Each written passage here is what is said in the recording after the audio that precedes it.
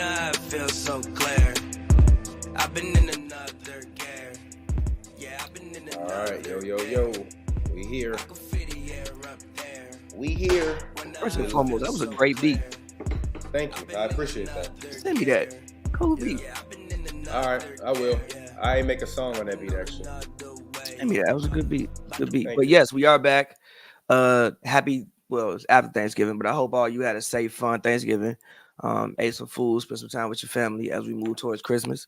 So happy holiday season to everybody. How was your Thanksgiving, brother? It was great. It was actually really great. I got to spend it with my daughter, my cousin Tiffany, and my brother Kyle and his girlfriend and her friend, and it was actually really, really cool. It was my daughter was like the only kid there, so it was just nice to get other people in my family interacting with her. My cousin made a phenomenal meal, like a phenomenal meal. Like I had 2 real plates. Like like the second one you like, I'm gonna throw a little bit on. Like I made 2 back-to-back big ass plates. So it was great. How about you? Was chilling. Shout out Scott. With Scott crib, drank a little, watched football, came back home. Somebody was trying to get me to go to Delilah. I'm like, no, I am not. You have lost your mind. If you think I'm venturing out my house on Thanksgiving to go to Delilah, you've lost your mind. And came back home and just chilled the rest of the night. I didn't really do too much. I was actually tired. I was in Columbia for a week for you guys that don't know. Well, not a week, but like basically a week for you guys that don't know. So I was actually just tired and like, just wanted to chill. But that being question, do I sound better because my mic wasn't hooked up at first? Sound cool. But that being said, having said that, if I'm not mistaken, we are almost at the time for the finals of the in-season tournament. Yes, sir. I think it's the second weekend of December. So now we've been doing this for what I want to say. Well, basically the entire month of November has been tournament play. What do you think about the tournament? I can go first. I must say, you know what, Adam Silver, I will have no more judgment about things that you do before I see them happen. I actually really like the in-season tournament. I think it's dope. And even going back to, I think it was the first episode that we did like before the season, we was predicting winners of everything. When I said I think that this tournament will help spotlight some teams that usually don't get a spotlight on them. I think I actually picked the Magic to win the in-season tournament. I'll look like a genius right now. But yeah, I what you mean? They 4-0. All right, brother. They 4-0 in the in-season tournament. They're the Orlando Magic. No one is going into their arena thinking we're gonna get beat by them. This season, I don't know about that. Wait a minute. Nah, that's crap. This season, I don't know about that. Crap. Nobody's going into their arena thinking we're gonna get beat by them. Now, after December, when they actually start creating game plans around their system and what they doing now, you're gonna watch them fall off a cliff like they always do. So like, I'm not surprised. To be fair, and also if you play for the Orlando Magic, right? Their players don't have $45 million max contracts. This is true.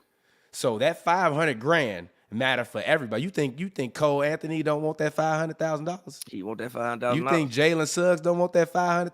$500,000. But you think Mo Wagner and Franz Wagner don't want that $500,000? So like, be fair to the Magic though. My only criticism of this is it should have been $1 million a player. Number one, I don't want to hear they can't afford it. It might go up next year. It might go up next year. That's not my point. That's not my point. Like $500,000 to us sounds like a lot of money, and it's amazing and it's beautiful. But for the thrill of round numbers and like giving and like making it more eye-popping, in my personal opinion, they should have made it $1 million a player, period. And just to like drum up some of the excitement, because even me, I think the fans in the building love it and they're very excited. But I haven't necessarily heard anybody talk about them turning it on because it's an in-season tournament game. So, and I'm just talking about outside of our normal NBA sphere. So, I've had friends be like, yo, I went to the game and it was an in-season tournament game and it was fire, but they weren't like, I was going because it was an in-season tournament game. They just went because they wanted to go. Does that make sense? Yes. So to me, if it's like, if you're like, oh, $1 million a player team, like you build that up every night. Like to me, it's fun, but it's like, what are we doing this for? just to add some excitement and to have a spectacle in December. To have a fake spectacle in December, and everybody gets to go to Vegas. And again, you can test out the NBA's market again in Vegas. I mean, they're already going to Vegas. Exactly. They're gonna I told you eventually that go. 4 years ago. They're We're gonna getting the Las Vegas LeBrons. They're gonna eventually go to Vegas, but again, testing the NBA market in Vegas, and then also just giving the games a spectacle and doing something that at the very least looks different. It Than looks everything way else. different. It looks different. It's very the courts ugly. took me a It's very chance. ugly. Some of the courts are good. Some of the courts are horrible. But some of the courts are like the Timberwolves court is dope. I thought they was playing in Sacramento actually, but the Timberwolves court is dope. That's the other thing I don't like about it is there is like all of the team branding that they've spent 75 years working to build. They're really just kind of undoing it because like I be turning on them games. I'm like, what team is what? They have completely different names on the front of the jersey. They to my Heat culture, clips. Like, what do we do? You got the, 52-20 or something like that for the Nuggets. What are we doing, bro? Like, the branding that they have spent all of this time to really work aggressively to build and turn into a thing, I really feel like they're just kind of like shitting on it. And it's not like they're giving us classic throwback looks that can make us be like, oh, these are like really cool throwback looks. They're just like completely different branding from what the team normally is. Like Indiana, I was watching that game. I'm like, yo, I cut the game on. I'm like, what team is this? Then I look, finally, when it got to the middle of the court, I'm like, this Indiana? I would say. Wearing Chicago sky colors? I would say to that's more on Nike for the jerseys that they've been putting out for the past 6 years. I also think that as far as the branding standpoint, what doesn't help the branding is they damn near switch jerseys every year. Like there always some completely new jersey every single season. Whereas opposed to what we're used to growing up on, like they would have, I don't know, like even like that ugly ass Wizards alternate jersey. You know what I'm talking about? Yeah, I got it. I got it. Oh, never mind. I'm thinking you're talking about the Bullets. My bad. I was like, I still got that one too. But I'm talking about yes, but no, I'm talking about the ugly ass Wizards throwback from 2000 that was like metallic gold. Mm-hmm. That one, like they had it for a couple of seasons. It was an alternate jersey, but they had it for a couple of seasons. Now, like they switched. For instance, like those Miami Heat jerseys. Why the hell don't they still wear those? Those were incredible jerseys. To them, they did have them for like 2-3 seasons, but they were incredible jerseys. I mean, that's just capitalism, honestly, because the NFL, they do the same thing every year. Like you always get a new team jersey from. Yes, but also, I put it this way: that's an NFL, and that's just a general Nike thing where every year you're getting like for real. No, at least. No, it depends. What I'm saying is the jerseys don't always look they don't always look the same every year. It might be the same branding, but they always make some tweaks to the jerseys every year in the NFL. And a random team will get a brand new color set.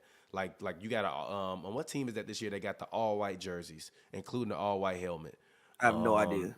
I forgot which one it is, but like they do that a lot in the NFL. This is just on steroids. Like I'm looking at this, right? I just got actually. Let me see if I can pull the graphic up so that way we can actually. Whoa! What the hell just happened? Oh, sorry. So we can actually see what I'm talking about. Let me see if I got it. It won't work. Hold on. I want to pull the jerseys up so that way we can look at this because I'm actually very.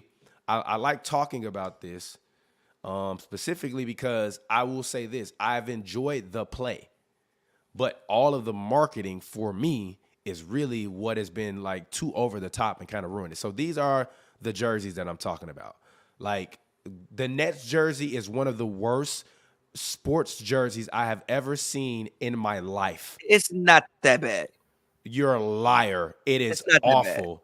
That is one of the worst jerseys I have ever seen in my life. Whoever at Nike that designed that, they need to be reprimanded for that. They're going off like the Coogee type shit that they was doing with them Nike jerseys, with them alternate jerseys that they did. That's actually not that bad. I actually don't mind the jerseys. I think the courts are outrageous. Let's continue. No. Let's continue. The Kings jersey, the Land jersey trash.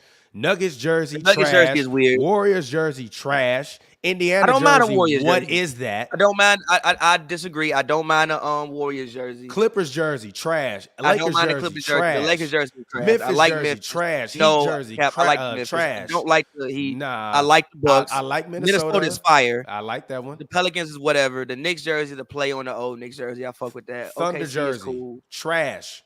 OKC is cool. The Magic is cool. The Rip City joints are fire. I don't even know what team. Oh, that's Philly. Exactly. It's whatever. The Valley, whatever. The Kings one is fire. The Kings The one is Spurs one fire, is but fire. the Kings one look like a retro. Spurs Yeah, one look it's like a really retro. Retro. I Spurs don't one mind the Raptors one, and I like the Utah one because basically that's a is retro. play. Yeah, it's retro. And then the DC jersey is terrible. I, No one outside of DC is being like, yo, I'm tuning in to watch the district play. Like, no they're from one the in district. DC Like, is tuning in to watch the district play at this point. Have you watched a Wizards game this season? Nobody in DC is probably watching those games. But I'm in not theory, gonna like lie you to said, I have not watched Washington Wizards. nobody is no, like if you ever get the time and you see a Wizards game and it's within 4 points with 4 minutes left, please cut it on. It's Shakespearean activity going on. Oh yeah, Jordan Poole.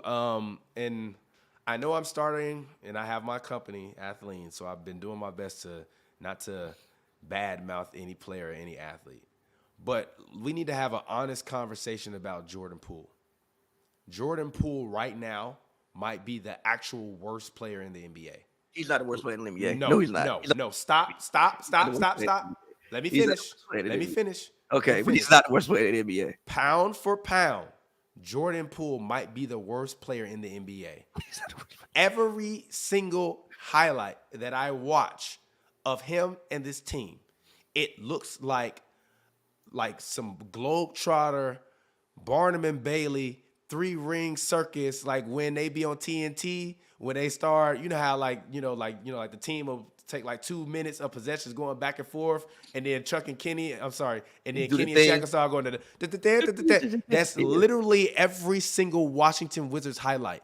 And every Jordan Poole low lights compilation makes me cringe. He needs to humble himself. He needs to get back to the basics. He needs to keep the IG models off the sideline, or he is not going to be in this league very long. Because to me, no, he won't. Because to me, he don't even really have no trade value. Not right now. So what can you do with him other than allow him to play? And when he's playing awful. He's playing the worst basketball he's ever played in his career. He is literally, the pound for pound, the worst player in the NBA right now, and it's not even close. He's not the worst player in the league. Name somebody worse right now. Killian Hayes. No. Jeremy Scohan. No. We could go player for player right now. Jordan Poole is averaging 17.7 points, 2.7 rebounds, 3.6 assists, shooting 39.9% from the field goal range, and shooting 28.6% from three. He's averaging 2.9 turnovers, 3.1 fouls a game, and 1.1 steals. Now let's look up Jeremy Scohan. This is Jordan Poole activity, though. If you look at the Wizards and if you look at the Warriors years, it don't look much better. Scohan, 10.4 points, 5.4 rebounds, 4.4 assists. 42.3% from the field goal range, and he's shooting 37.1% from the three-point line. How many turnovers? He's only giving you 2.3 turnovers a game, even though he's the starting point guard, which he should not be. And he's averaging 0.8 steals a game, only 2.9 fouls a game. Okay. Player to player, no comparison. Jordan Poole is the worst player in the NBA right now, and he needs to humble himself and realize that it is a very slippery slope between being someone that people think is a fire starter and being someone that they think is like a problematic version of Lou Will or Jamal Crawford. And that is what he is showing to be. He's a problematic version of Lou Will and Jamal Crawford. And all respect to Jamal Crawford and Lou Will, they were not starters. You are the starting shooting guard. You call yourself the franchise. You're not the franchise. He called himself the franchise? He was saying, it's my team on the sidelines when they try to talk to him. This my team. I mean, it kind of is, but that's more of an indictment. So what does that mean then? That means you are the franchise. If it's your team, you are the franchise right now. He needs to humble himself, bring himself back down to reality. And as Harden said when he was struggling early on with the Clippers, I have to get back to the fundamentals and doing things the fundamental way and working on my footwork when I'm getting catch and shoot opportunities and working on the fundamental aspects of the game, and that'll help me get back to being normal. Jordan Poole is not playing normal. Like, he was not looking like Jordan Poole. No, he's not. No, he's not. He was. No, he's not. Here's the difference. No. Here's the difference. This is the worst he's ever played in his career. Here's the difference. He's doing the same things he was always doing. It's just when you look at the scouting report, he's the first thing on the fucking scouting report.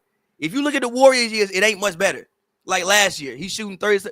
He's shooting. You're a liar. You're a liar. You're a liar. You're a liar. He shot 43% last year. That's not good, especially as the fourth option. He shot 33% for three. He's 28 right now.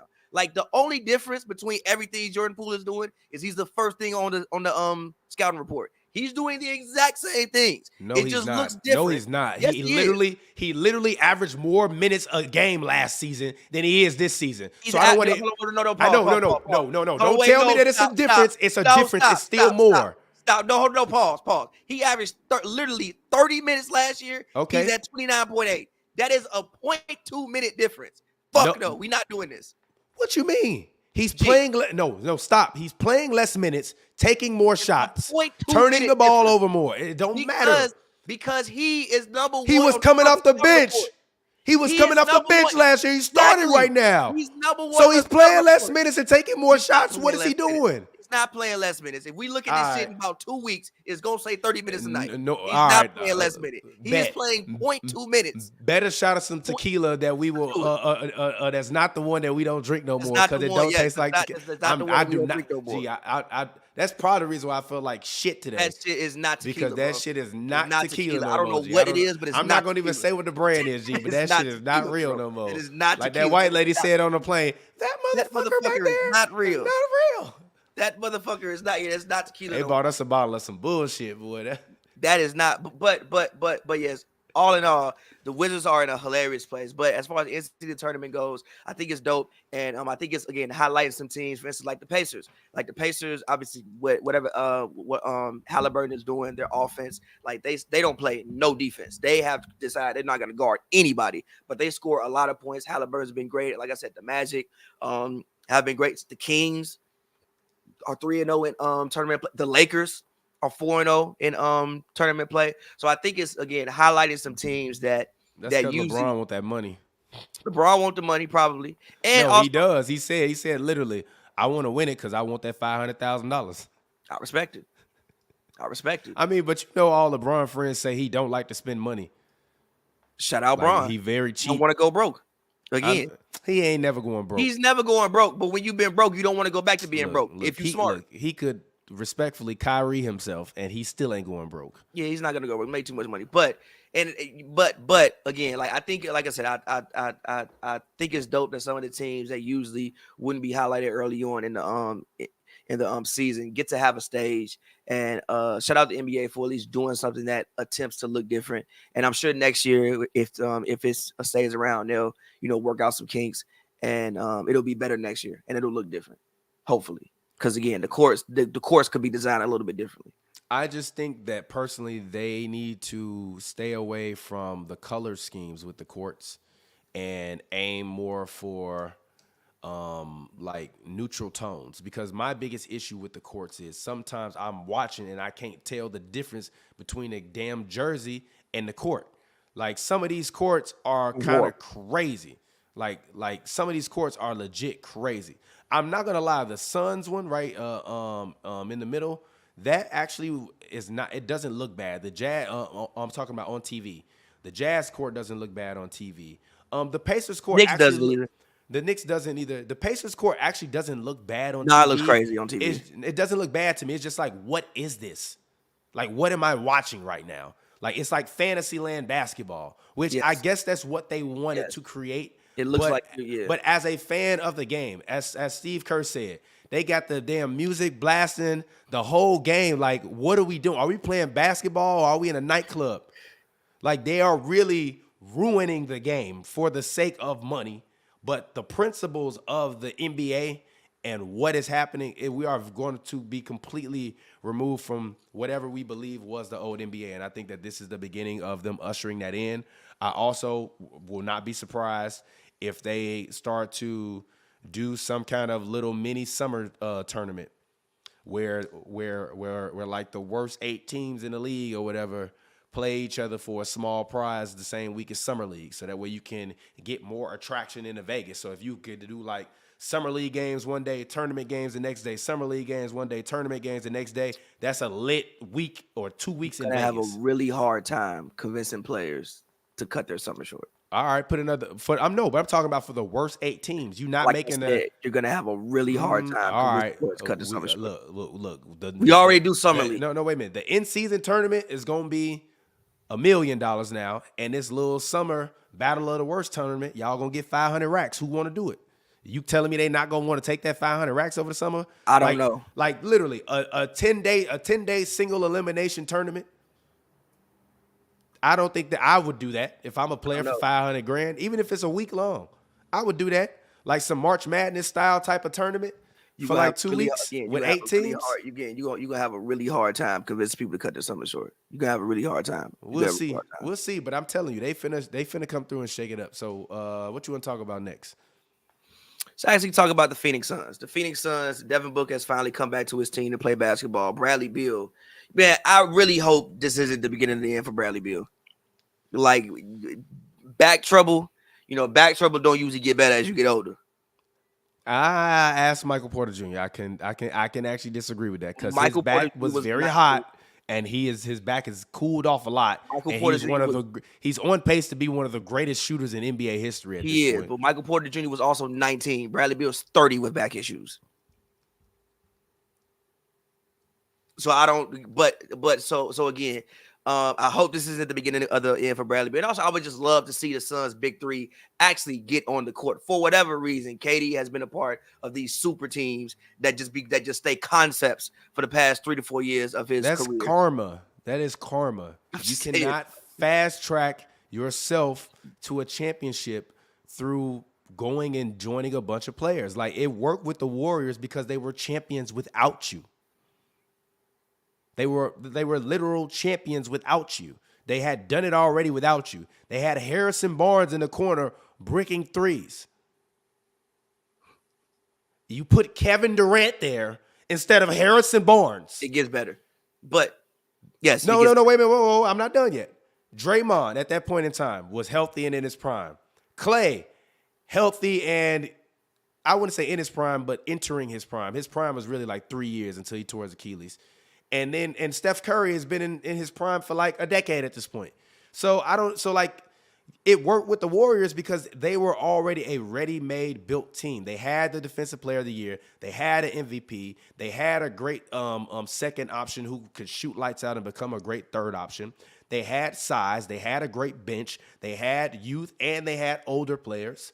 And what you see with KD is when he goes to these new teams, you can't reconstruct that same chemistry that the Warriors had because the Warriors were already a team without you. So trying to go and form some Voltron type stuff is never going to work because you will never have the years of camaraderie that Steph, Klay, and Dre and all those guys on that bench, including the coaches, had together in order to fail enough to get to the point where they will win and ascend. Kevin Durant does not have enough time left in his NBA career to fail enough with the Phoenix Suns in order for them to win a championship. Now, my last point is, with all that being said, Kevin Durant is the NBA MVP right now. Continue. I disagree with that. I would actually give it to Jason Tatum if I had to give it to one player right now. The devil is a liar. I'll give it to Jason Tatum. The devil is a liar. The devil is a liar. I would give it to Tatum. The devil is a liar. I would even go Luka over. You are wilding, bro. Right now, I would go Luka over KD. I also think the team looks better when Devin Booker is on the court to play basketball. Like, he's the best player on the team. Kevin He's the best Durant player still on the is. team. No, he's It's not. Devin Booker. It's Devin Kevin Booker. Durant is still the It's best Devin player. Booker's team. It's Devin Kevin Booker's Durant team. is Now, still the best KD is having player. a great season, especially for his age. And Luka is Like not the MVP, and I love Luka, but no, he's Luka, not. I would go Luka and I would go Tatum right now over Kevin Durant. No, he's not the MVP to me primarily because Kyrie Irving has Is been averaging 24 points. yes, but he's been a force this year. And Derek Lively Jr., who is on my fantasy team, and he got hurt, which actually made me lose this week. I hope he gets better. Prayers for him, CJ McCollum and Amon Thompson, because they on my fantasy team. But those two guys have been hooping this year. They have been playing lights out, and Grant Williams has been fulfilling his role. Luka is not doing anything that he has not done before other than not being selfish. So I'm not stops. No, I don't want to hear that shit. That's not true. Kade been playing awesome defense this year. What are you talking about? He's been playing solid defense the past 4 years. No. I didn't say solid. I said he's been playing awesome defense this year. Like I've been watching like, yo, Kade out there strapping up. He playing good defense though. He's been playing good defense for a couple years. The block on Laurie, great play. Even when they was playing the Warriors, blocks, all of that. He has been playing very well on both ends of the floor. He's shooting better than both of those guys are from the field. He's averaging more assists this year than Jason Tatum, less than Luka, obviously. He's shooting better from the three-point line than both of those guys. Like he is playing lights out basketball this year. Sorry. And People love to call me a KD hater. I'm not a KD hater. I just want this from him all the time. He's not doing anything different than what he's been doing. But having said all that, even going back to the prior when people talk about the Suns didn't have a bench, I always thought the Suns put together a really, really good basketball team. Now again, we'll see if they're able to win it. They're able to win a championship, but I think they have a really solid like 8, 9, 10-man roster. They have a really solid basketball team. Devin Booker, I mean, when Devin Booker is out there, granted, I hope he can stay healthy for the rest of the season. But Devin Booker is basically averaging 30 and 8 and 4 and 5. Like he's been playing incredible basketball. And yeah, Devin Booker is also fourth in the league right now in PER. Yeah, like Devin Booker's balling. They're playing great basketball. I just hope Bradley Beal can actually get on the court and we can actually see this trio as it was meant to be. Because I think that it can be at least offensively extremely special. When you add, even if Bradley Beal can give us 75% of Bradley Beal, that's still 21 points. And it lessens the load that everybody else has on them. And Nurk, I didn't know you could run offense through Nurk as much as they've been running offense through Nurk. Now, maybe that's because obviously you were playing in Portland. You were dealing with Dame and CJ dribbling the whole time. But I didn't know that you could run offense through Nurk and Nurk's playmaking ability was as good as it's proven to be here in Phoenix. So, yeah. What do you think about the Suns?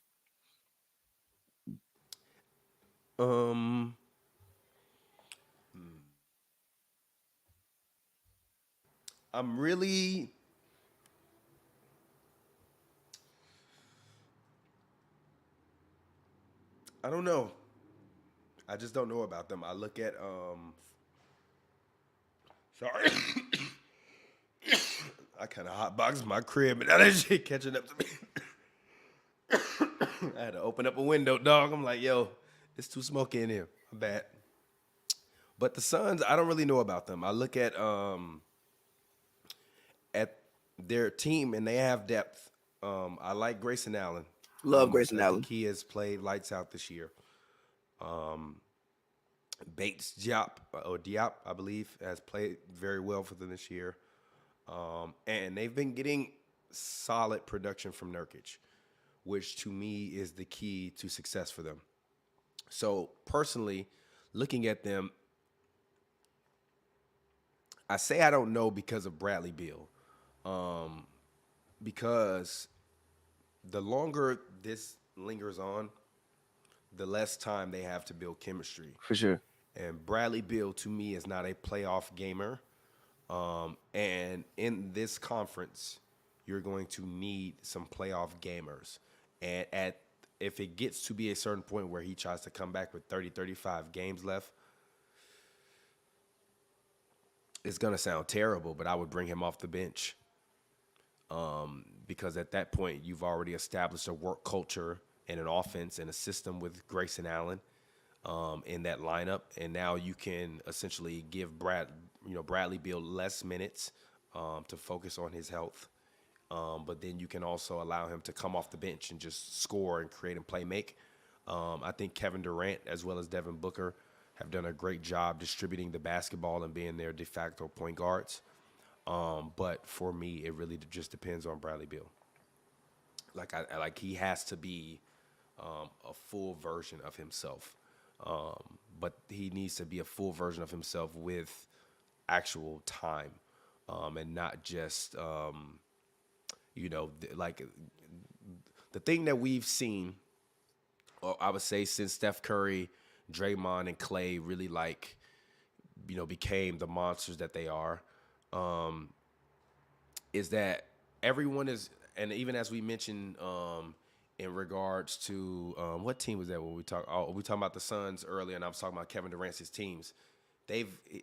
We've seen these types of things happen, even with Harden in Philly. Kade in Brooklyn.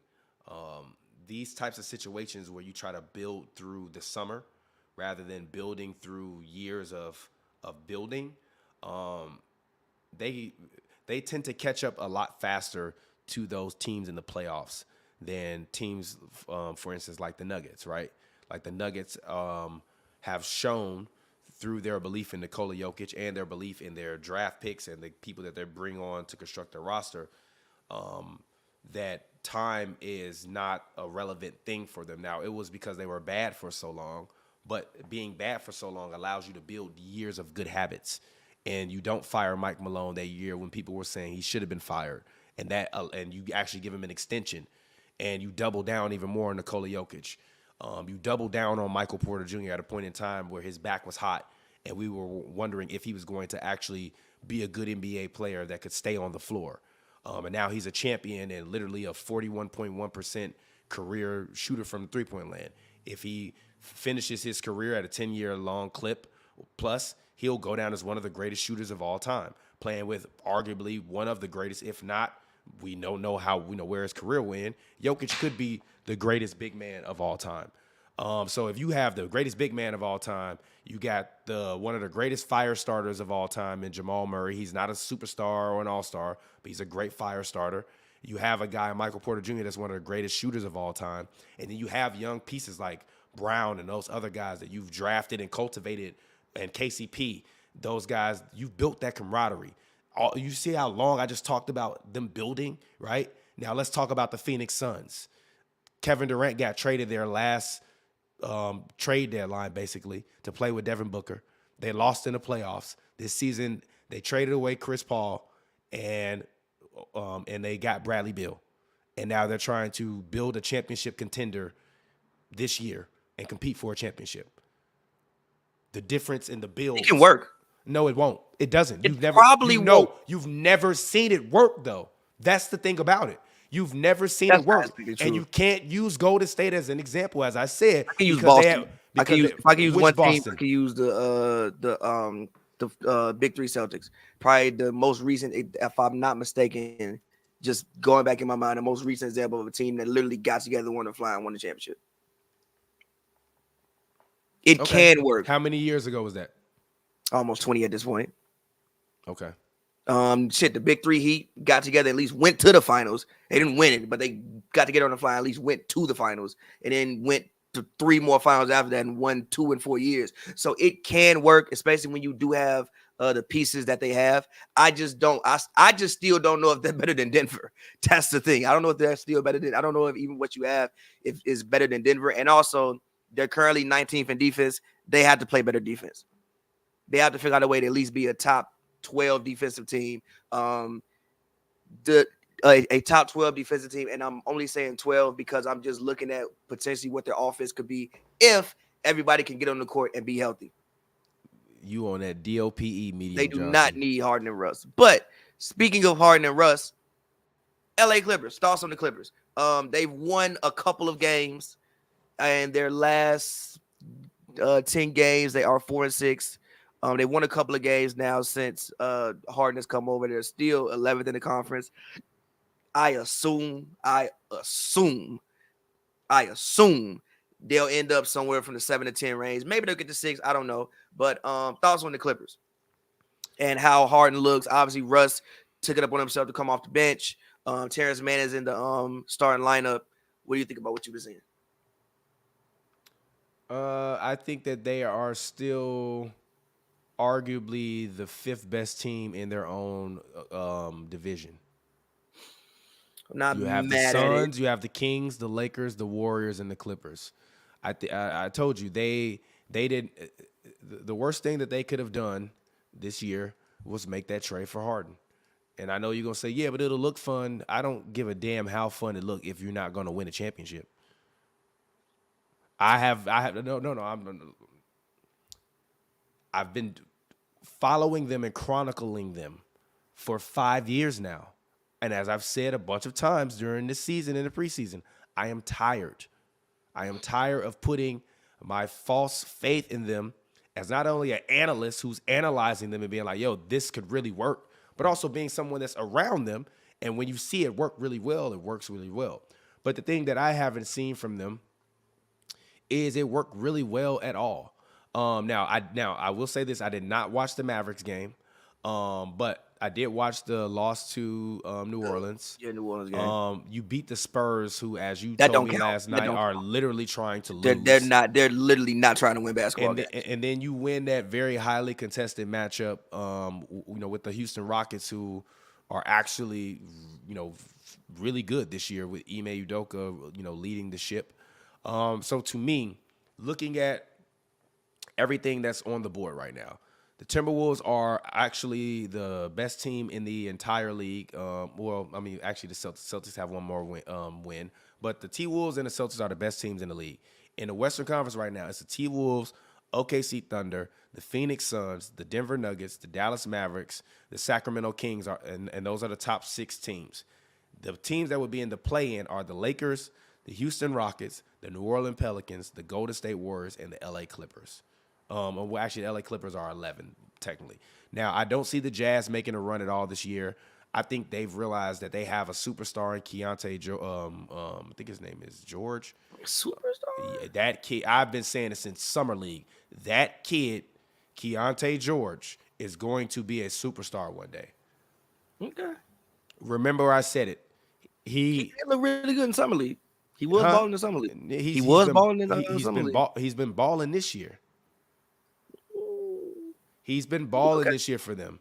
He's been okay. No, I won't say he can score. He can score. I won't. No, that's a lie. He's averaging 5.3 assists. I just said he can score. He has not been shooting well this year, but part of that to me is because he wasn't coming into the season expecting to start. And I think once you get into the situation, when you're the Utah Jazz, where you see what he did over at Summer League, you're like, Colin is better off the bench, right? So you don't really want to start Colin. So you're going to throw this kid into the fire. And I think he's performed very, very well. Like I said, he's not shooting very, very well. But this kid is going to be a superstar, because even while shooting 33% from the field and 32% from the three, he's still averaging 9 points and 5 assists a game as a rookie, playing, I believe it's 24 minutes a game. So he is going to be very, very good. He's going to be a point guard that we will talk about for the next decade. And I think that they are not at this point trying to be competitive. They're focusing on giving him the opportunity to grow into his role. And next year, I believe that they're going to, especially if they're in a lottery again, try to go out and keep building. I don't believe that they have a contender as long as Jordan Clarkson is starting as their shooting guard. So if I'm them, like, we got Laurie, we got John Collins, they young, they cool. And we got Kessler Walker, they cool. We got a bunch of draft picks. Let's take one more year, since we've been bad to start, and build. And I think the Blazers are doing the same thing. And I think the Grizzlies have to do the Memphis. same thing. Memphis. We can. I will say this Memphis later. I will say this: if Glock Morant come back and take them to the playoffs, he is the MVP, and he needs to be at his MVP press conference like this with the trophy. That's not gonna happen. That's not gonna happen. But That's Morant. not gonna happen. But if And I'm Blicky sorry, John. Morant come back and they get to the 10th seed, he need every award. He need clutch player. He need every award that They gotta give that man. They gotta give him. They gotta give It's that not man gonna happen, most improved player of It the ain't gonna year. happen. It ain't gonna happen. But if he does, but continue with the Clippers. Yeah. So for me, looking at the Clippers and looking at like the Jazz, right? The Jazz are the only team that I think that can really challenge you to get, for that 11th spot, which means now we are basically 500. So we don't need to focus on what's behind us because we're better than those teams, and they're not going to catch up to us because we strategically have an advantage over them long term. So if you look at that, and the Spurs losing 12 in a row, which is unconscionable, and I love Greg Popovich, but we are getting to the point where we might need to start throwing some charges against him for sabotage because this is ridiculous. And I argue against Jeremy Shohan being worse than Jordan Poole. But if I said Jordan Poole is the worst player in the NBA right now, you have the second worst player starting as your point guard, and he's not a point guard. He's a small forward, power forward. A non-scoring small forward, power forward. He's a rebounder. Like, what do we do? Put the point guard in the game and let just throw the ball at the rim. Just get it anywhere. Like, if you even get it 11 feet in the air, he could just tap it in. That play that they showed last night when that man was running down the court and Wemby arms wide up, G, trailing. Nobody even next to him, G. You throw it to the corner. What are we doing? What are we doing? They are actively not trying to win basketball games. What are we doing, bro? So for me, if I'm the Clippers, that's what we have to deal with in the rear view. So we only need to focus on what's ahead of us. And I think that the Warriors are really, really bad this year, and I don't think that they'll be good. I think it is over. I think you might see Klay Thompson get traded. You might see Chris Paul. Yes, you can. They can't trade Klay, man. They can't trade Klay. They can't trade Klay. They can't trade Klay. You know why I trade him? Man, they can't trade Klay, man. Shit. You know why I trade him? Now, hold on. I do think contract negotiations this summer. He wants a max. He's not getting a max. I do think contract negotiations this summer are going to be really interesting, and you're going to have some really honest conversations with that man about if I'm being honest, you can't trade he's Klay. only really worth like. You about to say something disrespectful? No, I'm not. Like $15 million a year. Nah, G. Klay can get 20, bro. Klay can get. He making $43 million a year right now. That's outrageous. Klay already has what the are first we contract doing? in the league, but Klay can get 20, G. He can get 20, bro. He can get 20, G. I think he'll finish the season somewhere averaging around 20 points. He can get 20, G. Klay ain't got to get 15 million, bro. You can't get rid of Klay, dog. You can't get rid of Klay, bro. You can't get rid of Klay. G. You can't get rid of Klay. Now, like I say, I do think that negotiation table is gonna be is gonna have some spirited conversations this offseason when he walk in there with whoever his agent is, sit down and sit across from who the GM now? Dunleavy? Is it Dunleavy? Yeah, Mike Dunleavy. Yeah. When he sit across from Mike Dunleavy, there's gonna be some interesting conversations. But you can't trade Klay, dog. You can't trade Klay. You can't trade. I literally got the trade right here. No, you can't trade Klay, bro. I got the trade right here, and actually, it would low key kind of help both teams. What's the trade? Give me 1 second. I just need to look. I need to double check one thing real quick before I. Yes, you can, bro. No, you can't, dog. You can't trade Klay. There comes a time in every player's career. You ain't got to trade him. It is over, G. You ain't got to trade him, though, G. He just can't get no max contract. He just can't. He just. You literally can't give him a max. You ain't got to trade him, though, G. He's still a good basketball player. He just ain't what he used to be. And also the Splash Brothers, the branding of the situation. You also owe it to Klay to finish what he started in Golden State. Boom. Give me that. If I'm the Warriors, give me that. But I feel you. Give me that. And that actually makes the Orlando Magic better. It's not a bad trade. Because they don't have size in the backcourt. It's not a bad trade. I don't think it's a bad trade.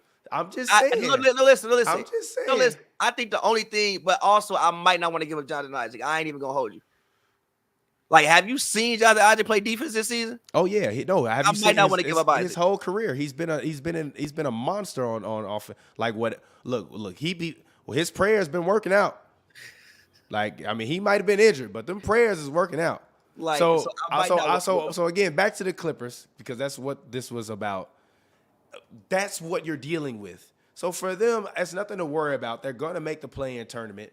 And I truly believe one of the teams that are currently in, I think that the T-Wolves or the Thunder are going to trail off, and they'll wind up eventually coming back down to earth and being in that play-in spot. And I think the final four play-in teams will be the LA Lakers, the LA Clippers, the New Orleans Pelicans, and the Houston Rockets. And I think that when the Warriors lose this season, they're going to completely destroy everything and rebuild again around Steph. And you're going to see Draymond probably traded, and you're going to see Klay traded. Because at this point, we're literally banging our head against a brick wall trying to do the same thing that's been working for a decade, but it's a new league. It's a new generation. And these young cats is whooping their ass right now. Klay out there getting hands every night on offense and defense. Like, he can't guard the way. I forgot what analyst said it, but the analyst is like, one of Klay Thompson's greatest strengths used to be that he was an underrated defensive monster. I was never on the train of Klay was a great defender. I was never on that train. I thought he was good. I was never on the train. Yeah, but I disagree. But I was never on that train. I think you've proven yourself wrong. How? You see what happens and what they look like now that he is no longer able to defend night in and night out. No. Listen. Because now there's no one else to defend the other team's primary offensive option. He's definitely slipped. He could defend Kyrie, KD, he could LeBron. No, he couldn't. He could only defend people that were 4 inches shorter. He ain't never strapped nobody his size ever. Klay Thompson ain't never strapped nobody his size ever. You cannot name me a single human being over 6'4" who he guarded.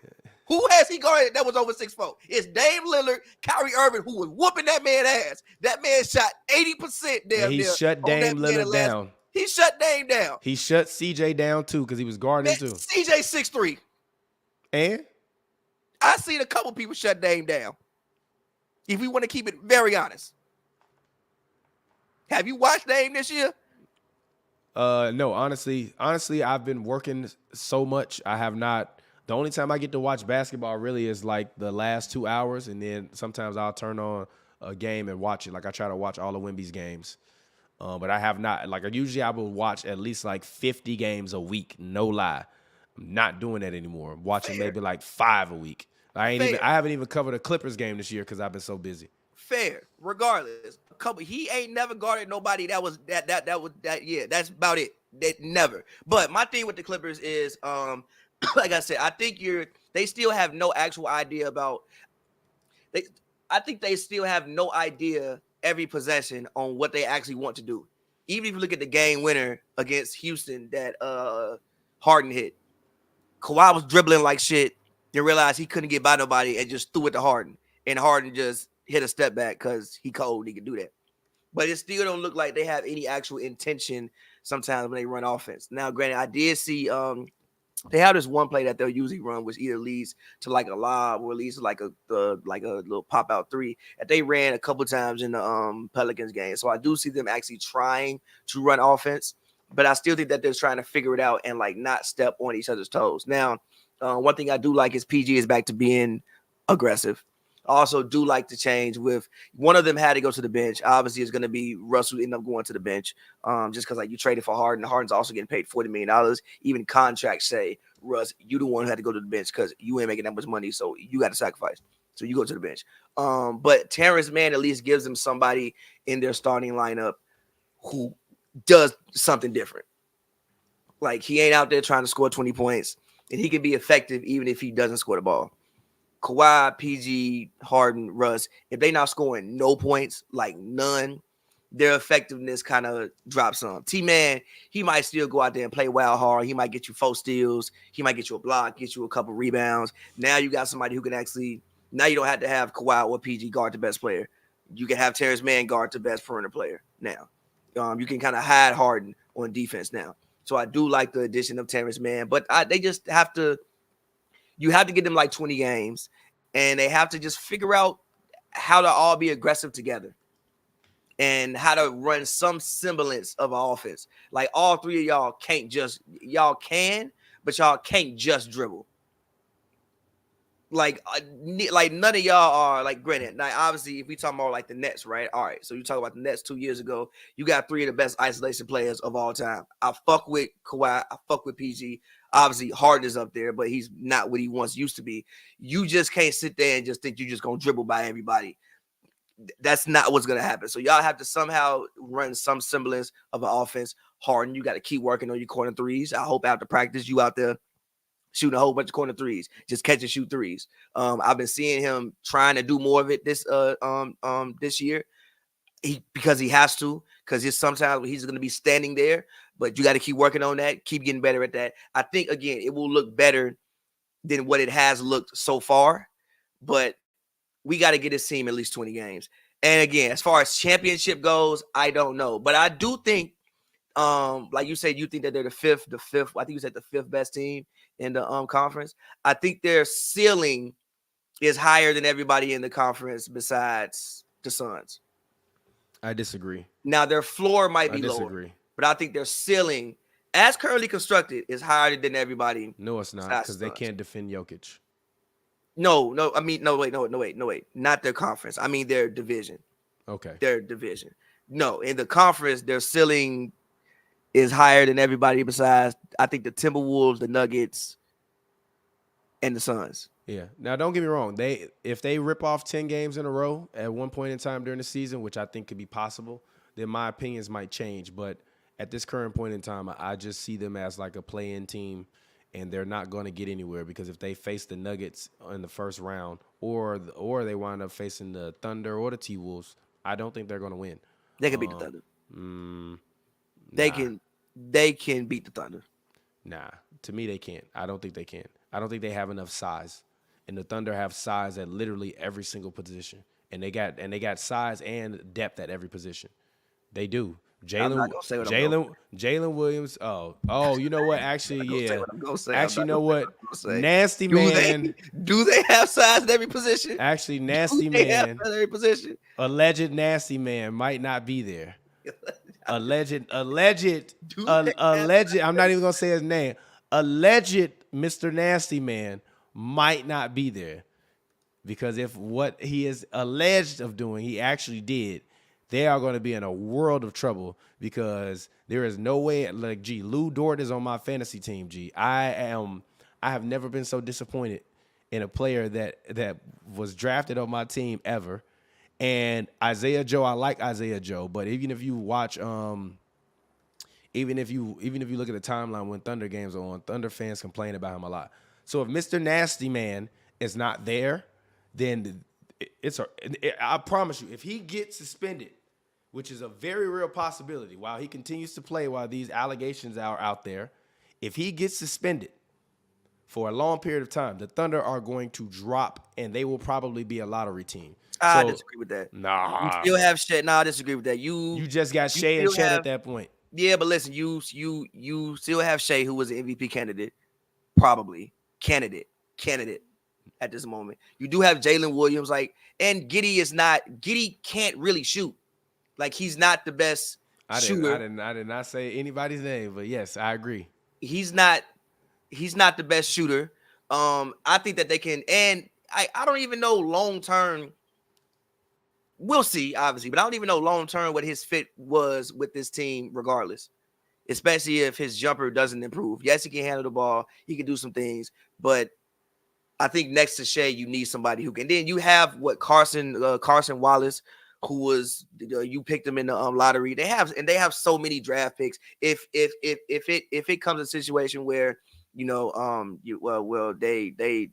do an investigation and determine whatever they determine. Case and Wallace, by the way. Case and Wallace. If they do an investigation and they determine whatever they determine that comes with that situation, you have 96 trillion gazillion million picks to do anything with that you physically cannot use. Like, when you play 2K against the Thunder and you start going into the future, they have entirely too many draft picks.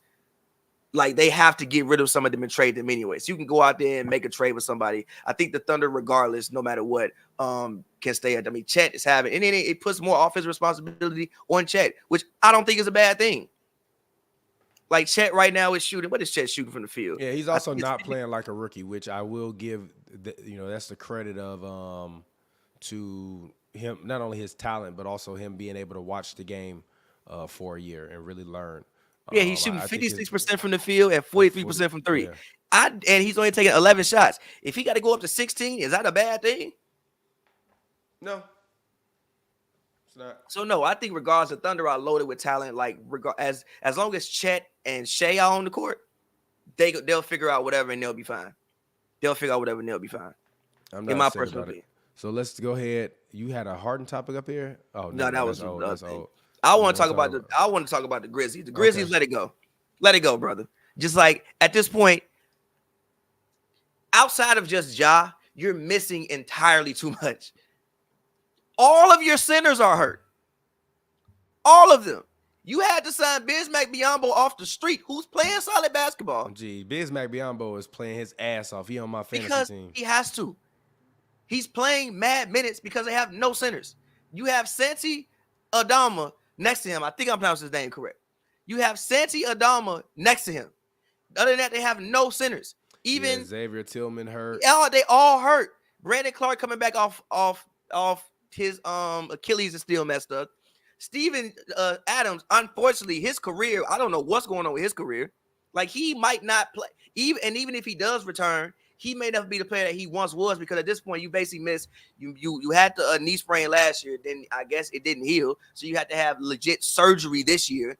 He's out the whole full year. Jaren Jackson has not been great this season. Yeah, Marcus Smart hurt. Luke Kennard is hurt. Let it go. And also, I think this could be a blessing in disguise, because I think if you're the Grizzlies, you do need one more. You need one more piece. You need one more pivotal piece. Especially, again, if Steven Adams... If you're trying to draft that, then that's not going to help you become a contender next year. I disagree with that, because the thing about the Grizzlies... Well, maybe not next year, but the thing about the Grizzlies is they're not an old team. I mean, unless they can fuck around and get Cooper Flag. Like, the Grizzlies, aren't a old team. They are going to run into the issue of you're going to have to start paying people soon. They actually already have started paying people, but those contracts are going to start hitting soon.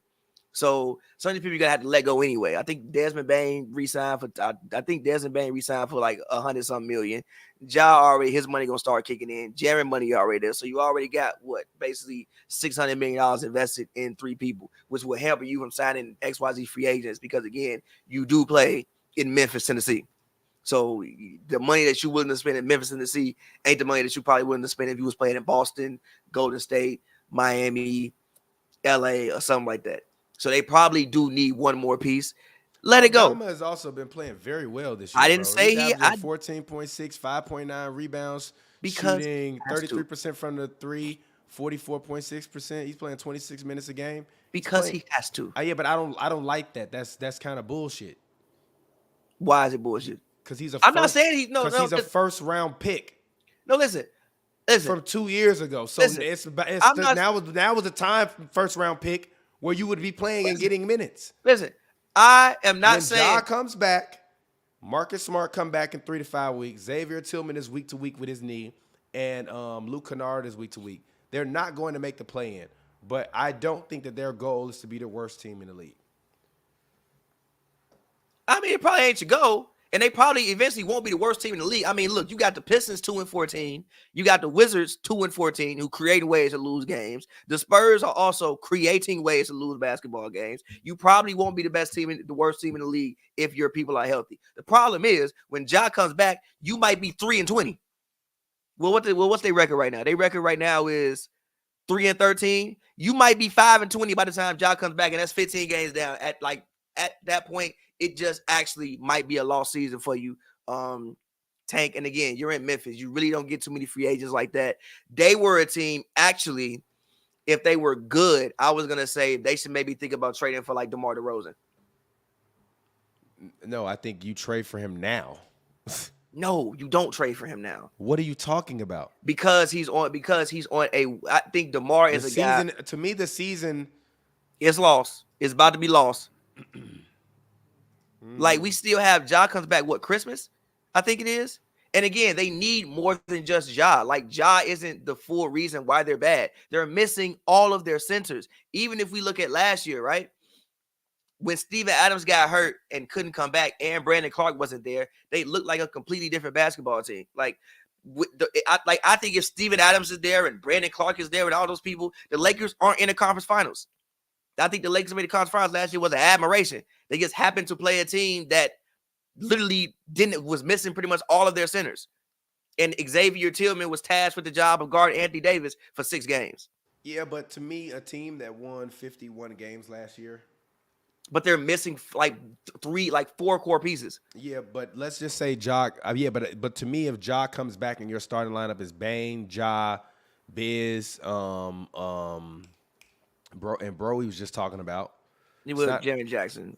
And Jaren Jackson. That's not a bad lineup to start with. That will win you. That will make you 500 the rest of the season. And you will still be, if you 500 the rest of the season, you will still be 15 games below 500. That's what that will do for you. It will make you 500 the rest of the season. This is pretty much over with for them. But again, I don't think it's a bad thing. I think you can get one more piece. I'm pretty sure they have their pick. And also, you do get to, like you just said, look at some of the young guys, develop guys like Zaire Williams. You get to see Santi and Desmond Bane. I think if there's one saving grace is that it looks like Desmond Bane has taken a step.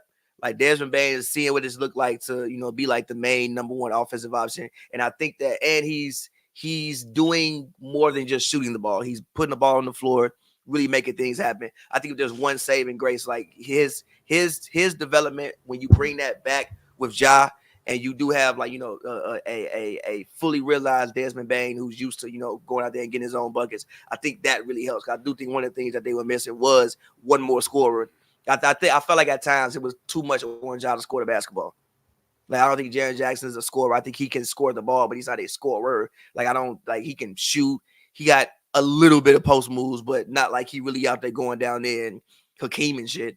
So I thought that they did need one more scorer. So there's one saving grace is that you are running guys out there like that who can, improve themselves and, we can see what they may look like in the future when you bring Ja back.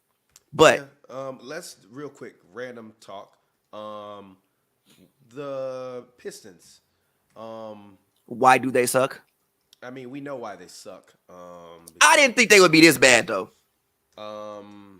What are your thoughts on Kade, Cunningham? What are your thoughts on the Pistons, and why do you think that they are this bad? Obviously, it's a very young team. Asir Thompson has been playing incredible out of his mind. He's basically averaging a double-double as a small forward. And Kade is giving you 22 a night. And 7.1 assists, which is good, but he's only shooting 40% from the 3. He's averaging 5 turnovers. Yeah, 4.8 turnovers is a lot. That's 5 possessions a game you're giving up, just him. I also think Jaden Ivey took a step back this year. Well, they helped him take a step back. They started Killian Hayes over him. Like, they pretty much moved him to the bench. Like, I don't actually know what's going on in Detroit, right? Also, Kade needs to play better. For sure. 5 turnovers, bro. Like, if your starting point guard is averaging 5 turnovers, what do you think that you could be a good basketball team? But also the Pistons have to help Kade play better. They have log jams. Like, bro, you have Stewart, Wiseman, Jalen Duran, and Wiseman, Jalen Durham. You have Marvin Bagley, and you have Isaiah Stewart, basically all playing the same position. I love Jalen Duran. I think Jalen Duran could be one of the better. I think he's like, I'm not saying he's gonna be this good, but I think he's a Dwight Howard type of basketball player. Not saying he's gonna be prime Dwight, but he's like just like that type of basketball player. But you gotta free everybody up. Like, they have log jams at positions, even the guards. Bro, you gonna have to pick between Killian Hayes and Jaden Ivey. I'm gonna assume you're gonna pick Jaden Ivey, but you gotta pick between the people. Like, they have log jams at guard, and they also have Marcus Sasser, who when he plays, he's pretty good. I mean, he's 16 games, 47% from the field, 38% from 3, giving you 8 points a game. Like, they have large, and Killian Hayes, who's literally starting. He's starting and doing this. starting averaging 9 points, 4 assists, shooting 39% from 3 and 30% from 3 and 39% from the field. What are we doing? Like the Pistons at some point in time have to trade some. I granted it's still very young. You probably still trying to just see what you have. I mean, I don't even know if you expected a Stewart to come in and be doing this.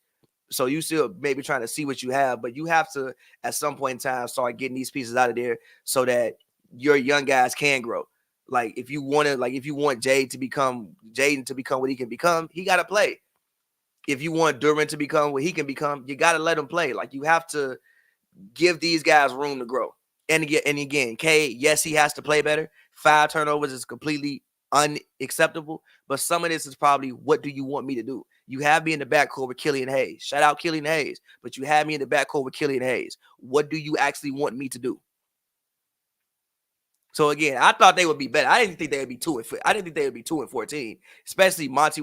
And Monty, like, you have job security, right? Like he's the highest paid coach in the NBA at this point in time. He's the highest paid coach in the NBA. So you assume that they're gonna let him grow this team the way that he wants to grow this team. So maybe that's why they had these guys running out there doing this. But again, you have to at some point in time get some of these pieces out of here and like start to cultivate an actual team and figure out what you're doing. Yeah, I agree. I just personally think that they're just going through the same growing pains that the next team that we're about to talk about, the Orlando Magic, went through. And I just think that it's just a byproduct of having a very, very young team that's inexperienced. They don't really have a ton of veterans, and even the veterans they have aren't really the type of veterans that can command respect. I like Isaiah Stewart, but I think he needs to be eventually a bench player. And I think that they need to get more shooting so that way they can spread the floor more. They have guys that can attack the rim in Osir Thompson and Cade Cunningham, but if everything is log jam because you're so large in the front court, and you don't have the ability to really stretch the floor, which Isaiah Stewart, Thompson, or Durant, they're not able to do.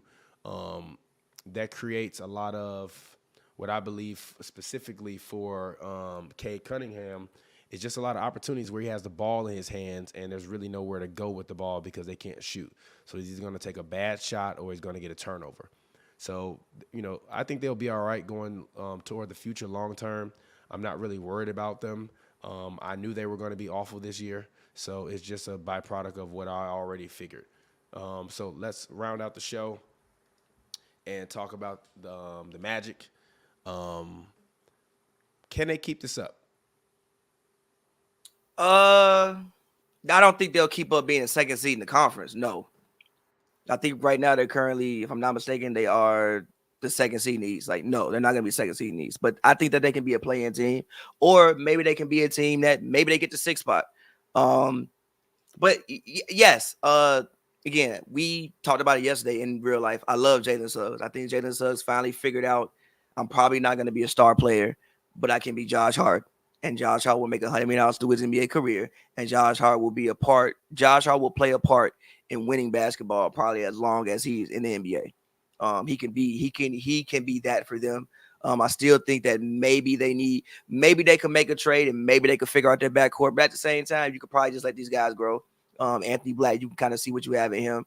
Markelle Fultz, and then also they still have injuries. Like Wendell Carter is hurt, Markelle Fultz is hurt, which actually low key might help them some. They're another team where they still have like a lot of log jams at certain positions. So like having guys out probably does give other guys the freedom to play, or just like frees them up and makes your rotations work easier. But shout out to the job that Jamal Mosley is doing. And I don't know if they have a superstar on their roster. I don't know. Like, I don't know if Paolo becomes a superstar. I don't think Franz becomes a superstar, but I do think that both of these guys become really, really good basketball players. Like, I think that they're more like 3-time All-Stars or 4-time All-Stars in good years than like perennial All-Stars. I don't know if they have a superstar, but yeah, I mean, even if you look at last year, like the reason why they weren't better last year was because everybody was hurt in the beginning of the season and they started off terribly. Once they got their guys back, they actually went 500 the rest of the way last year. Like they were like, I think over the last 40 games or like the last 50 some games, they were like 29 and 29 or something like that. So this is not a bad team. Like this is kind of to be expected. And then also, you've been bad for fucking a decade. Well, you haven't always been terrible because you've made the playoffs, but you haven't been good. So you've been around the lottery, late lottery, got a number 1 pick. You've been doing this for like a decade. The Bulls decided to help you out by trading you 2 lottery picks for Vucevic or whatever, and giving you Wendell Carter, which is somebody who fits your timeline. So it's actually about time right now for the Magic to win basketball games. So I don't think that they'll keep it up as far as being a second seed. Hell no, they're not gonna stay the second seed all year. Keep this up as far as being a competitive basketball team that can maybe be in a play-in or maybe get a late playoff like that 6th spot. Yes, I think that that's very realistic for them to do. Yeah. Looking at them, I think the biggest asset that they have is that they do have a ton of depth. I believe there are, let me see, 1, 2, 3, 4, 5, 6. 6 guys right now currently averaging at least 10, and Wendell Carter is averaging 9.4. But Wendell Carter and Fultz have both been hurt. But if I'm them, I think I might stick with what we've been going with our current lineup. Obviously, like Mo Wagner is not, Wendell Carter, so Wendell Carter will eventually go back into his role. But in terms of Markelle, I think I wouldn't necessarily be in a rush to start him again. I would ride this wave out and let Cole Anthony lose his job. Versus being like, and I hate to do that when players get injured, but if I'm just being honest, like it seems like it's been working very, very well. They won 7 in a row. Their next games are 2 games against the Washington Wizards at home and away, and then they play the Brooklyn Nets, which means that they'll probably get to a 10-game win streak, which will be thoroughly impressive for them, especially considering their history. But then when you look at their upcoming schedule for December, that's when you actually start to play more of the Giants and more of the teams that you'll actually see in the conference kind of as you move and go down the line. Their December, after they play, these next 3 games versus Washington, Brooklyn, then they play Cleveland, then they play at Boston twice in a row, then they play the Heat, then they play the Bucks, then they play the Pacers, then they play Washington, which is kind of a gimme, then they play Philadelphia, New York, and then they round the month out with Phoenix. They could very well in the month of December only win 3 or 4 games. Which then kind of puts them back to being who they were with the old Magic. Now, I believe that they'll go closer to 500 in the month of December, but if they're going closer to 500, then that means that they're essentially kind of floating back down into reality, into where they probably should be. So will they keep this up? Can they keep it up? I don't know. I think what I really want to see from from Banchero is really there is another level and another gear of aggression that he needs to bring to his game. I think he came back from the Olympics and he's been playing a lot smarter, or from FIBA or whatever it is. He's been playing a lot smarter basketball. But I still feel like he doesn't realize that he is a physical presence and that most of the guys in the NBA are, even if they're stronger than him, he's just a larger guy. So if he just moves, like even Ricky G, shout out Ricky G on Twitter, he tweeted, LeBron just goes through people's bodies. And that's what makes LeBron really successful and able to go and to be able to get as many free throws as LeBron has been able to get over his career, and also like control the pace of the game. Paolo this year is averaging, free throw attempts. Let me see, I'm looking for the free throw attempts. He's taking 6.2 free throw attempts per game this year. That's 1.2 less than he took last year. So if they're going to sustain this, he has to eclipse 21 points a game this year, which means he has to score 1.5 more points. He needs to be more aggressive, and he needs to be more physical. And he needs to get in that weight room. Once he really taps into his adult body and he realizes that he is a physical presence, he will no doubt be a superstar and be the best player on this team. He's still playing, even for this to be his second year, at a very, very high level. Like, he's still night in and night out, to me, outplaying Wemby and Chet. Now, maybe with Chet, it's more of an argument. But if we're talking about roles of responsibility, he is the number one option on that team in terms of scoring the ball. It's not debatable. He's averaging more points than France. He's taking more shots than France. He's not taking more shots than France. France is taking 16.5. Okay, he's taking 16. That even more to my aggression point. He needs to be more aggressive. And if he's going to be more aggressive, they can keep this up. If he's not going to be aggressive, they're going to hit a skid. They're going to lose 3-4 games in a row, and then it'll be right back to the same magic that we've always seen. So it really, to me, it lies with Paolo, because I truly believe that he is not only just the best player on the team, but he's also the best scorer on the team. Now, he's in his second year, but he just has to realize that if you can be physical or get out-physicaled in FIBA, cool. That's a physical game. Take those same principles. He doesn't average a lot of fouls. He only averages 2.3 fouls. And if I was Jamal Mosley, I would say, hey, 2 times a game, I need you to run through somebody's body. And if your foul average go up 0.7 and you averaging 3 fouls a game, I'm cool with that. But I need a level of aggression from you where you are putting the league on notice like, hey, you cannot guard me when I'm getting to the rim. Because he got all the dribble moves. He got finesse underneath the rim. He can make a mid-range jumper. He kind of reminds me of like a slightly taller, more basket-focused version of Melo, versus I think Melo was much more of like a 15 feet and out player, and that's where his sweet spot was. I think Paolo's is more 15 feet and in, if he can like really hone in on that. But in terms of body build and size, Melo was not small. Melo was a big guy. Paolo is not small. He's a big guy. He has to act like it. And if he does that, I think that they will actually make the playoffs and not make the play-in. If he does not take his game up another level, they will be a play-in team and they will lose. And we will be talking about how they can do what they should do next year. And like I said, if I was them, I would trade for Klay Thompson. I'm not joking. I think when Mo goes back to the bench, Like Jonathan Isaac, to me, does not make or break this team defensively. He only adds to it. But I still feel as though when they get into the playoffs, the Magic or the play-in, or they get into these longer grind type of games, they still do not have a knockdown three-point shooter on their team.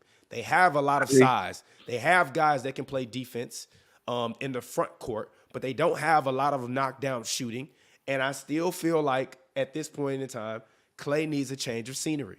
He needs to be re-inspired, reinvigorated, and stop trying to talk like he was the guy he was years ago and talk about the player he is now and look at his trajectory more of in a Ray Allen as he fades away rather than it being like, I'm going to go out and I'm going to still be the $43 million a year player. You're not that guy anymore. And that's no disrespect. It's just facts. So I think a new environment for him would help him. I don't disagree with the trade. I actually like the trade. And he like to get on boats, right? Ain't Orlando by the water? Is Orlando by the water? Not. I don't. Look. He will be in Miami all the time. Is Orlando by the water? I think it is. Yeah, it's by the water. Oh, I don't think it's like a beach city like Miami. Regardless, I mean, I'll put it this way. Let's see. You're about, I don't know, maybe like you are a 45-minute flight away from Miami. I've flown Miami to Orlando before. It's like a 45-minute flight. Yeah, so I don't disagree with the trade. Like, I just think that you can't. I'm just on the side of you can't trade Klay Thompson. I don't disagree with the trade. I'm on the side of he should have took the deal that they offered him that was for less money. They offered him a deal? Yeah, that was the problem. They couldn't get a contract extension done with him because he wanted to still be paid. And they didn't want to pay him what he wanted to be paid. So his whole thing this offseason was, I'm going to prove to y'all that y'all wrong. Well, you're not doing that. Not at all. If anything, Mike Dunleavy looked like a goddamn genius right now.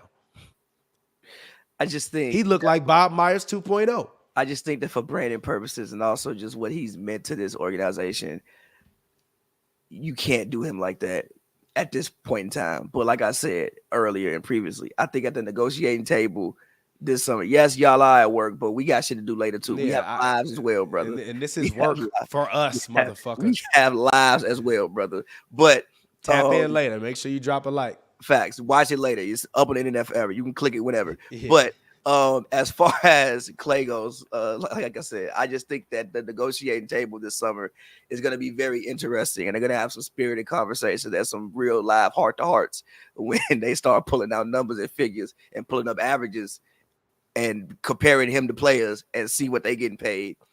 But yeah, but I don't. Klay gonna be like, I still want the max. They gonna be like, you do good dope. You do good dope. You do good dope. But again, I don't disagree with the trade. I do think that they could use one more. I think the only thing that they're quote unquote missing is probably like a better guard.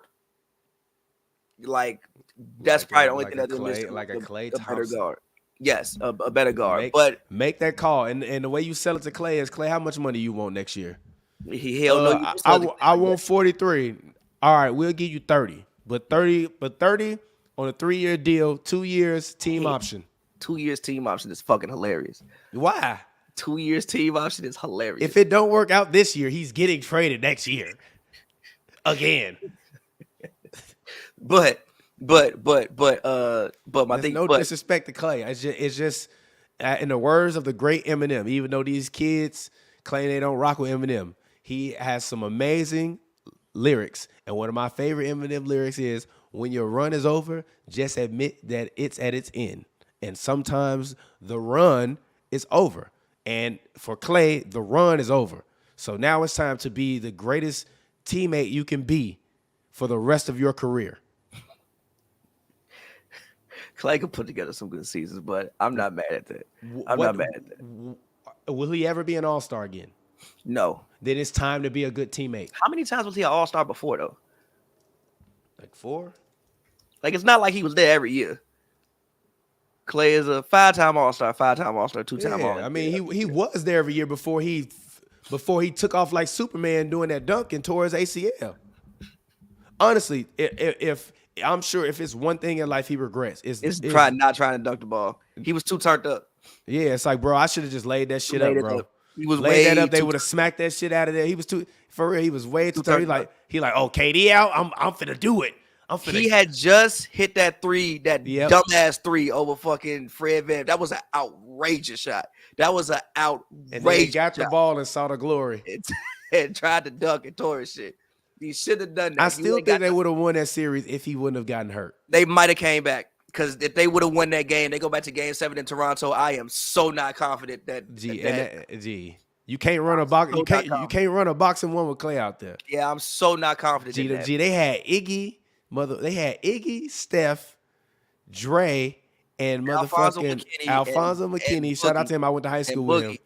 Boogie was on the court too. Yeah, Boogie too, and Quinn Cook. G, come on, G. I know Steph Curry just be looking around the locker room sometime like, fuck.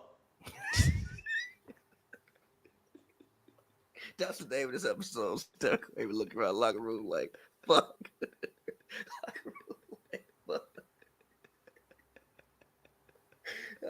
Looking around the locker room like, fuck. You fucking prime Iggy. You look over this Moses Moody. G, all right, man. There's no disrespect to Moses, because actually, no disrespect to Moses. I think Moses Moody can play basketball too, but you not prime Andre Iguodala. I fuck with Moses Moody. I fuck with all that young guys, but still look around like, fuck. You look over, you see Chris Paul, he on your team. Like, G, I used to be whooping his motherfucking ass for years. Now he on my team, G, he's starting. Oh, real quick, before we get out of here, what do you think about the Chris Paul, Scott Foster thing? Has it officially gone too far? No, they need to stop letting him referee the games. Period. Any game Chris Paul is involved in, there's a very clear and abundant conflict of interest. I think the NBA is like, I'm really not liking what the NBA has been doing lately. They preach all this morality shit, but they just kind of operate like everybody else. They put the Black Lives Matter on the court for 3 months and took it off immediately. Like, I'm just look at them like I don't really know what's going on. G, they got alleged statutory rapists. They got women beating men, people pulling out Glocks on Instagram. Like it was worse in the 80s. It was worse in the 80s. Now the world was at a worse place. It was worse than the 80s, yes, but your league should not be degenerating 40 years after you cleaned up your image. Like David Stern, respect to the GOAT. R.I.P. the GOAT. But I know sometimes he be turning over his grave like, yo, what is going on? You all are ruining the product. You're ruining the product. You're allowing you're allowing the athletes to literally ruin the product. Because I'm gonna be honest with you, I don't watch the Hornets games no more because I don't really give a damn about watching Miles Bridges hoop no more. After I saw them photos of what he pleaded no contest to, right? And he got suspended for a 25 game. I don't want to watch him play basketball no more. Mr. Nasty Man in Oklahoma City, if it's true, which is alleged, I don't want to fucking watch him play basketball anymore. I don't want to watch Scott Foster antagonize and belittle Chris Paul, even though Chris Paul is a historic hothead and an asshole. Chris Paul's record, I believe, when Scott Foster referees his game over the last 20 games are 3-17. At what point are you maintaining and upholding the integrity of this league and of your sport? Because I'm gonna be honest, anytime Scott Foster referee one of his games from now on, I need to be placing some money on the other team. Like, what are we doing? Like, the NBA is really tripping, and Scott Foster is really tripping. And for them to allow him game after game, year after year, to continue to call this man's basketball games when Chris Paul, especially now that Chris Paul acknowledged that they had a private meeting between him, Scott Foster, the league, and his father. Like, you had to call the man daddy for a fucking referee? What the fuck we talking about? We grown as fuck. Like, I don't understand it. They have to do something. This is not jiggy. It's not cool. It's not fun. I honestly feel like they need to make him retire because I do not enjoy watching games that he referees in general. Wasn't he also yes, best friends with Mr. Donaghy. Yes. Yeah. And he was investigated. But if you read some of the conspiracies, and actually it's an actual fact that there were numerous referees that admitted that they would gamble and go to casinos, which is against their bylaws, but they said they did not bet on sports games, but they would go to casinos and gamble. So and also we've heard players say like, yo, we know, and even Tim Donaghy said like, I know who's gonna win the game by the league pregame report. Like, oh, this guy been carrying too much, so now we call the carries on an old game. They losing their momentum. And then you also hear, and I've heard players, I forgot which player said it. I think it might have been Channing Frye, one of them guys, but they was like, yo, when we on the road and like it's a game 6 or a game 7 situation, and we on the road, we know in order to beat the team, we got to win by 10 and win by 1. So if that's the actually it might have been CJ or one of them guys. No, it was Evan Turner. He was talking about when that Philly and Boston series was going to 7, and he was like, who told him that? He said, I forgot. I think he said Tony Batiste told him. He was like, hey yo, we gonna have to win by 10 and win by 1. He like, what you mean? He like, who you want to watch in the conference finals? The big 3 Celtics or us? He was like, so if you want to win, we're gonna have to win by 10 and win by 1. Yeah. So if that's a common thing, I think the NBA needs to really do something and evaluate their product, because there should be no reason as to why the referees have to continuously be a national headline story, and why we should have to year after year talk about the player-referee relations, right? When they should be getting better over time and not worse. And you should not allow a referee to call someone's games when you know that he has personal animus toward that person, and you've had a private backroom meeting where you called his father on him like he was a fucking toddler. Like, it's ridiculous to me. I'm sorry, but I'm looking at the league and I'm like, yo, do they really have a true hold over this product, or are they just a basketball monopoly? Because right now it doesn't seem like they they have a true hold over their product, what's being seen and what's being done behind the scenes. It's like having a tech company where everybody getting DUIs every other week, but you keep fucking throwing happy hours. Stop throwing fucking happy hours. I'm done. Am I wrong though? Like they're enabling all of these people to do all of this. I think some of it From is the referees to the players. Now, Glock Morant, some things just gonna be what they gonna be. I think some of it is hard to stop. But the Mr. Giddy situation and the Mr. Bridges situation, if you took a hardline stance where you are banned for a year, when these types of things happen, he didn't get banned for a year. That's a lie. I mean, he set out he was suspended indefinitely while he was getting his paperwork done. And once his paperwork got done, they officially levied a 25-game suspension against him, and that's what it was. But his paperwork wasn't done. That's why he didn't play, or he would have came back last season. But he pleaded no contest, I believe, over the summer, and that's what allowed him to be able to come back and play basketball. But my thing is, if you take a hard-line stance and you're so for the community and for the people, then stop letting your fucking players abuse and rape women. Stop allowing the culture of it to go on. And honestly, it ain't just women. Because Dwight Howard running around here talking about he lays wood wherever you want to lay it. And he is accused of, he has sexual assault allegations out there. He's not in the league. But he was just working out for the Warriors this summer. Working out, but he did not. But he is not in the league. But that's not my point. He's not in the league. That's not my point.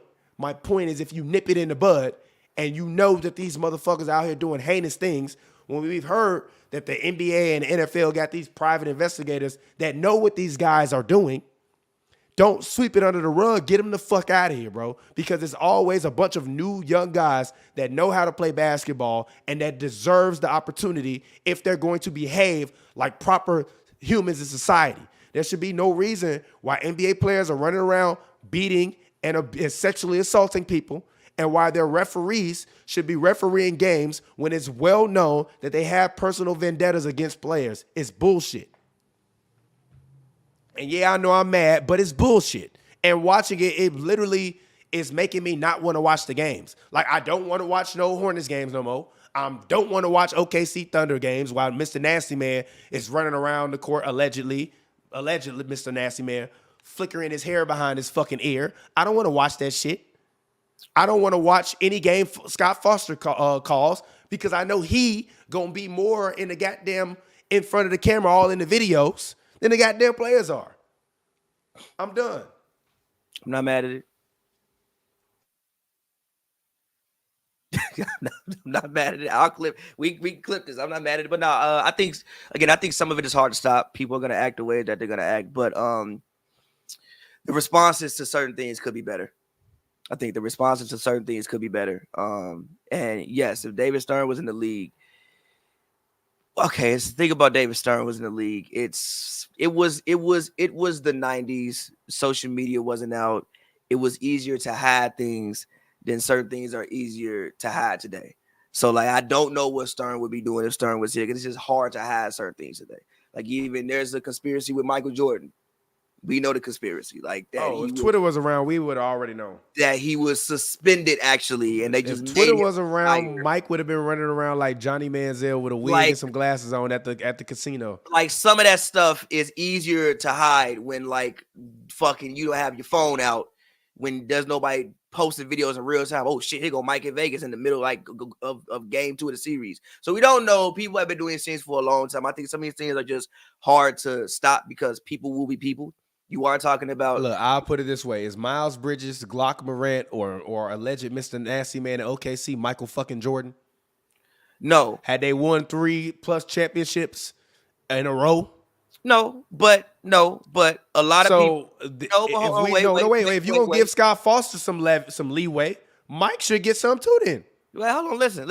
I'm just saying some of these things. Again, you are dealing with people whose brains aren't fully developed yet, even though they are high paid athletes. So some of these things are hard to stop.